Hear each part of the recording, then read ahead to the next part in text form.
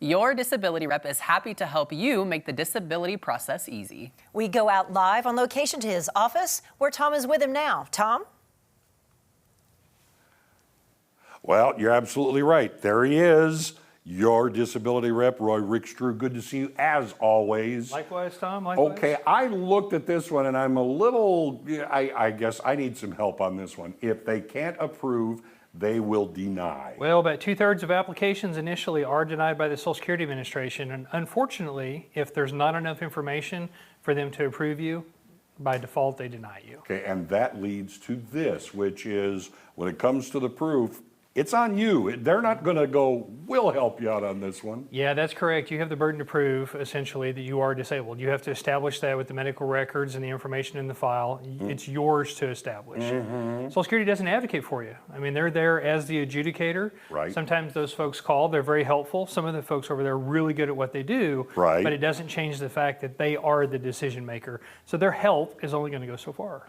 Okay, now also, this is kind of a long, this doesn't happen bang. It's not like a Band-Aid. This takes a while for it to happen. It does. It does take a while overall, but the process actually moves pretty quickly. And that Social Security sends out notices. They don't get them back. They send more notices. At some point, they just move on. Yes. And unfortunately, a lot of people are denied for failure to cooperate because they don't establish those questionnaires. Those forms don't get returned.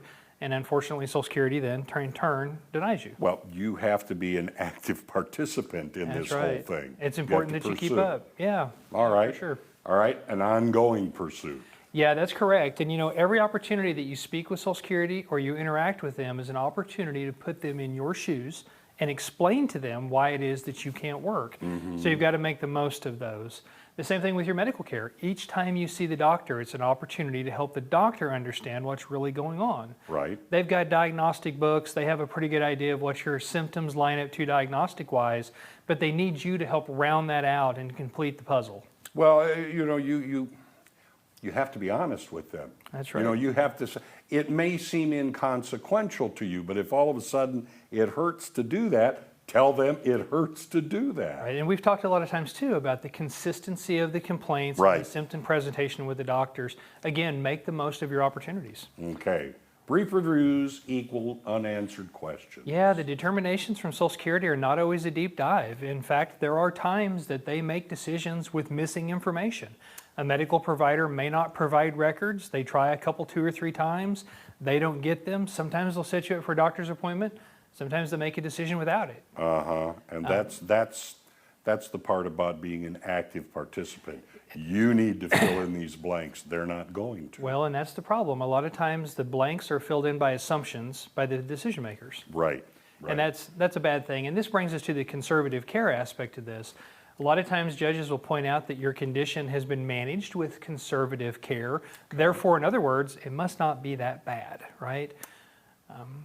And so that's kind of scary. Someone else is making that diagnosis. Yeah, that's correct. And the thing is, you know, the more you talk with your doctor about the things you do to kind of get by, those hot baths, those heating pads, those ice packs, those elevations, we get this idea that it's not just conservative care. You're dedicating a lot of time to this. This one here, the example of ambiguity. Factory work. Yeah, I work in a factory isn't enough to bring to the table. Well, the thing is, you know, some factory work is very physically demanding, right? You can work at a concrete factory. Exactly. Years ago, I saw a gentleman at General Electric that took a little round ring, put it in a machine, stomped on a pedal, and it welded a seam.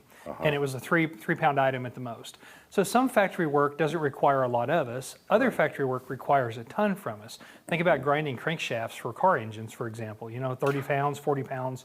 All day long, whereas if you were making parts for a lawnmower, they might weigh 3 or 4 ounces. True. So everyone is going to be different. You have to be specific with what it's all about. Right, and this is very important. If you have gaps in your work history, it's real important that you talk with Social Security about those things. Make sure that you explain them the opportunities that you get. Sometimes it's an unsuccessful work attempt, and it will allow you to pursue a greater period of time because you tried and you failed, as opposed to just being out of work. And so leave of absences in your work history is real important to kind of do that deep dive and explain to Social Security. Yeah, now as often happens when I speak to you, these are perfect examples of why you need to find someone who can guide you through these hills and valleys that you probably won't expect. You need someone like Roy, and people can talk to you. Yeah, that's correct. And some of these things can make months of difference or even close to a year's worth of difference in the amount of money that you ultimately receive in back pay if you're approved. But my contact information's here. The QR code will take you to our scheduling portal. You can schedule an appointment with me at your convenience to come in and see me or for a phone call. Be happy to visit with you. All right, Roy, always good to talk to you. There he is, your disability rep.